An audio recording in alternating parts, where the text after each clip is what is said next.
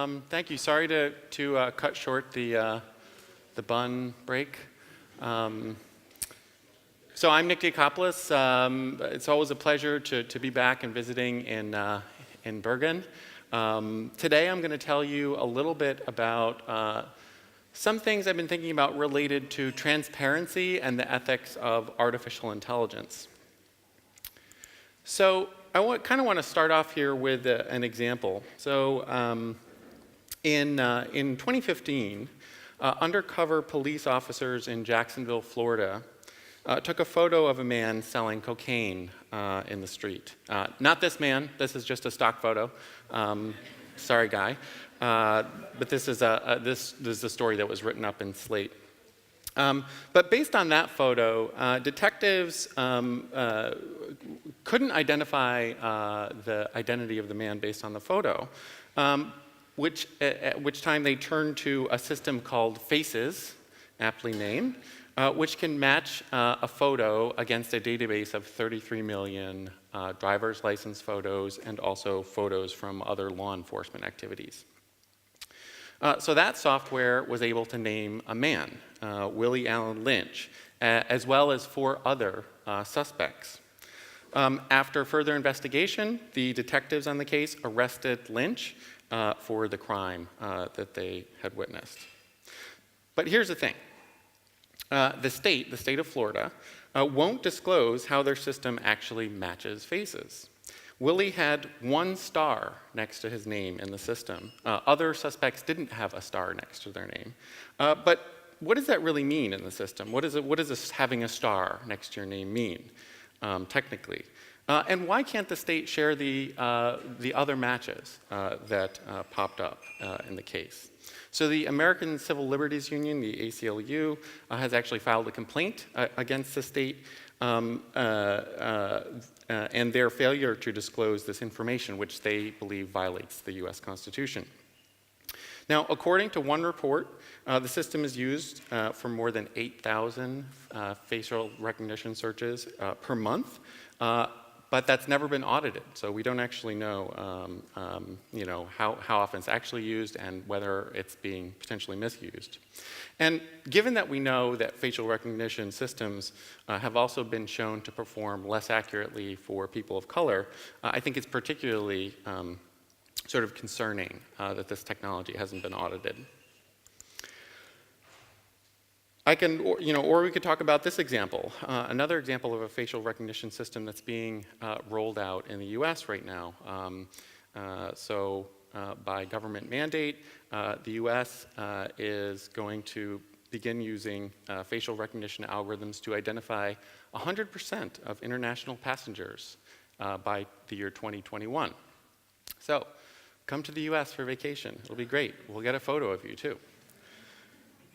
What little we know about this program, which started in 2017, is actually from a Freedom of Information Act request, so public records request by the Electronic Privacy Information Center. Or we could talk about this study, which was done by the ACLU in 2018 to audit the accuracy of Amazon's facial recognition system, which is actually being sold to various authorities across the US as sort of a commodity version of facial recognition. And so for some shock value, the ACLU ran the software on portraits of members of Congress, and perhaps unsurprisingly, they found more of the false matches were disproportionately of people of color in Congress. So again, kind of pointing out the disparate impact of these types of technologies on people of color. Okay, so of course, facial recognition is just one example of a sort of a wide range of uses of algorithms and AI throughout the public and private sectors these days. We're seeing AI being used for urban planning decisions. Of course, it's used online for dynamically setting prices. Predictive policing has come up today. Things like criminal justice, risk assessment scoring, as well as throughout the media environment that we experience on a daily basis in terms of rankings and personalization systems and recommender systems, and on and on and on. Which sort of leads to this question of, well, how do we hold these systems accountable for their potential to impact people and potentially make mistakes in the ways that they're driving decisions in society? So the idea of algorithmic accountability is sort of how do we investigate these systems? How do we explain them? How can we start to characterize the bias or their potential for influence, their potential for exercising power over individuals and society? Now, in practice, I want to sort of emphasize that algorithmic accountability sort of isn't just about the technical piece of the algorithm. Algorithms, I think, need to be understood as sort of complex composites of technology and people kind of working together in sort of dense socio-technical assemblages. So think about all the designers, the operators, the maintainers, and so on. And algorithmic accountability is really about understanding how those people are exercising power with and through the system. And ultimately, how do we hold those people responsible for the activities or the behavior of the system? So I would argue that for ethics to be able to tackle this idea of accountability of algorithmic systems, to hold those systems responsible for the behavior of those systems, and whether or not that behavior is ethical, we need to be able to know if there's been some lapse in behavior of those systems. And I would argue that transparency can be a mechanism for helping us monitor these systems and monitor the behavior of these systems. So here's a nice definition that I like of transparency. Different people have defined it differently over time. Albert Meyer defines it as the availability of information about an actor, allowing other actors to monitor the workings or performance of this actor. So really, transparency is about information, related, not only to the outcomes of a system, but also the procedures that are used by an actor. And transparency is also relational. It's about an exchange of information between different actors, an actor being monitored and an actor doing the monitoring. So again, I would sort of argue that transparency provides the informational substrate, if you will, for ethical deliberation about the behavior of systems, in particular by external actors, by other stakeholders in society that want to know about the behavior of that system. So it's really, I think it's very hard for me to imagine a robust ethical debate about an algorithmic system, an AI system, without some form of information detailing what that system does, how it does it, and so on. At the same time, I want to argue that transparency is not sufficient as an ethical approach to AI. Sort of true accountability depends on actors having a mandate and authority to be able to act on transparency information in consequential ways. So I don't think we can sort of hold transparency up to this unrealistic ideal that it's going to somehow be the solution or the fix to ethical use of AI. You have to kind of wrap it in governing structures and governing regimes that can demand answers, that can demand or that can sanction actors based on the transparency information that's disclosed about these systems. In some of my own work, we've begun to try to develop more empirical understandings of how we could actually produce information about these types of AI or algorithmic systems. And so a couple of years ago, we ran a series of focus groups with professionals in the media, data scientists, as well as journalists, to sort of talk through three different use cases where we find algorithms and AI being used in journalism. So automated news production, algorithmic curation, and then also simulation and modeling, so sort of using algorithms to tell stories. And what we wanted to know was, what could we actually make public about the algorithms used in these different scenarios? What are the limits of algorithmic transparency? Where do we sense that this is not sufficient? And then what would be sort of different types of disclosure mechanisms here? And this is sort of the empirical model that we developed. And in the intervening last couple of years, there have been other models that have been developed, and people are starting to flesh out different aspects of AI systems and algorithmic decision-making systems that could be disclosed as part of transparency of those systems. The model that we kind of detailed outlined information across sort of 4 layers.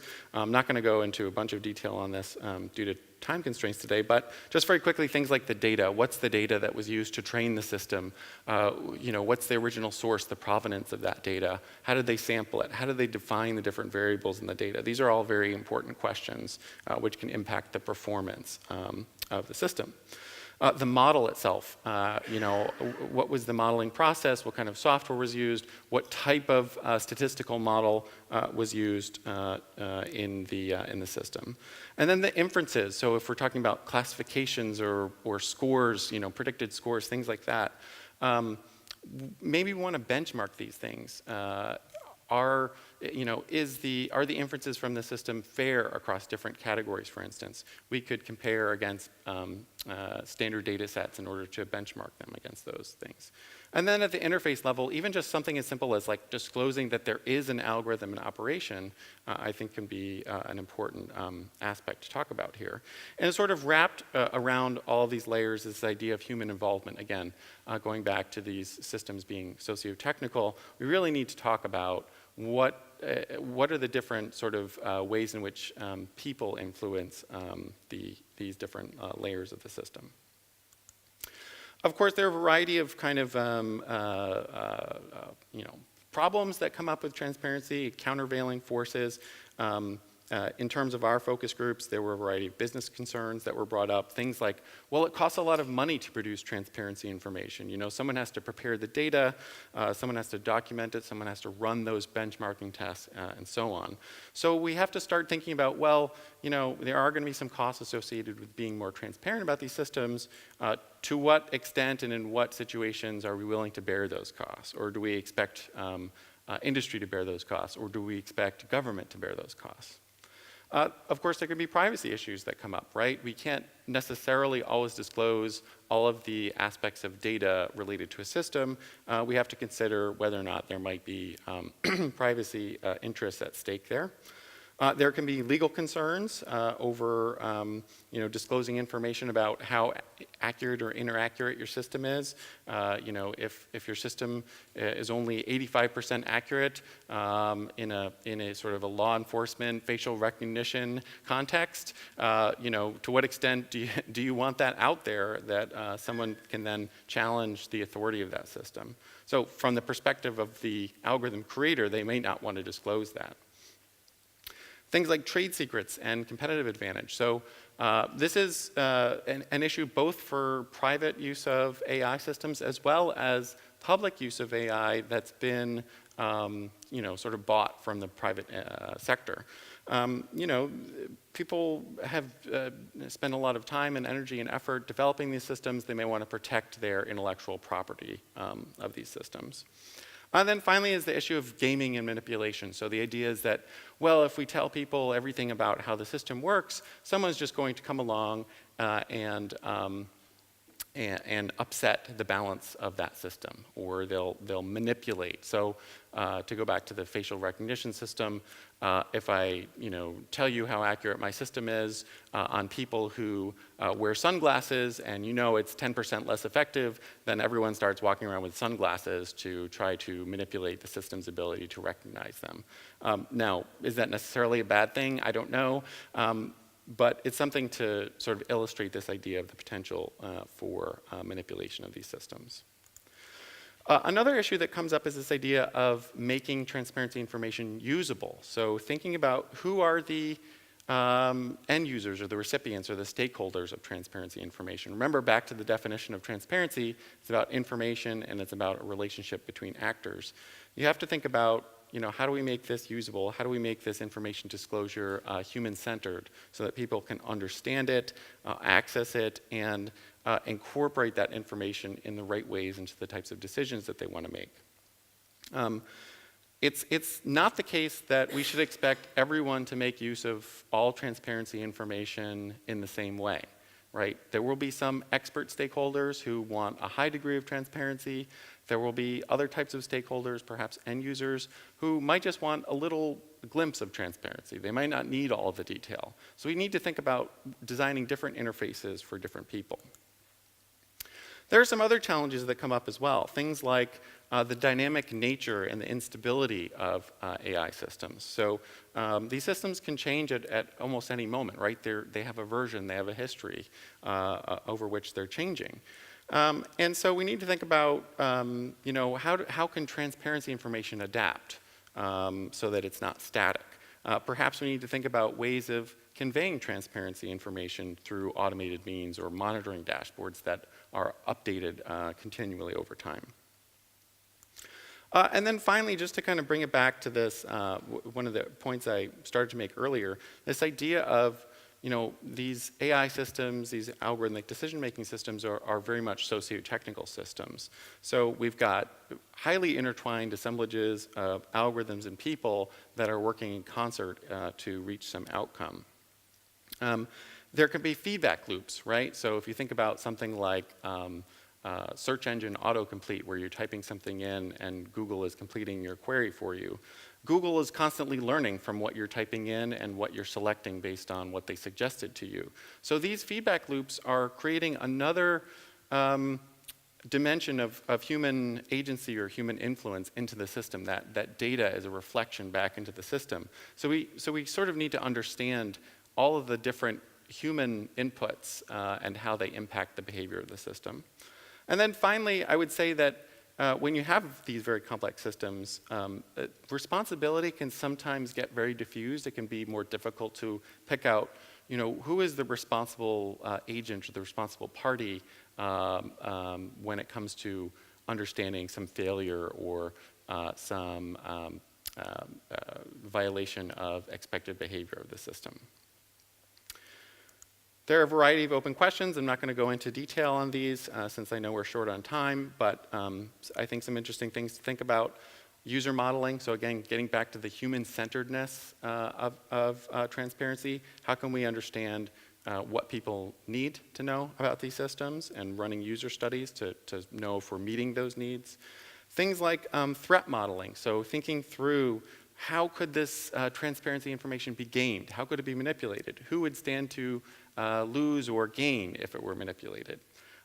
Getting more real about the costs of producing transparency information. And then also thinking more about the presentation. What's the right way to present this information to different people? To recap, just want to drive home the point that I'm not saying that transparency is the one and only answer to encouraging ethical adoption of AI.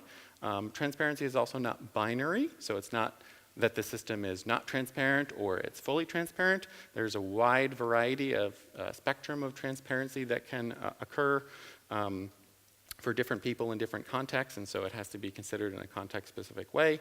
But I would argue that there can be some benefits there, and that we should consider applying different gradations of transparency based on all of the sort of countervailing factors that I've identified. Okay, so I'm going to stop there. Thank you very much. And I put some related papers there in case you're willing and interested to dive in to more detail on this topic. So thank you very much.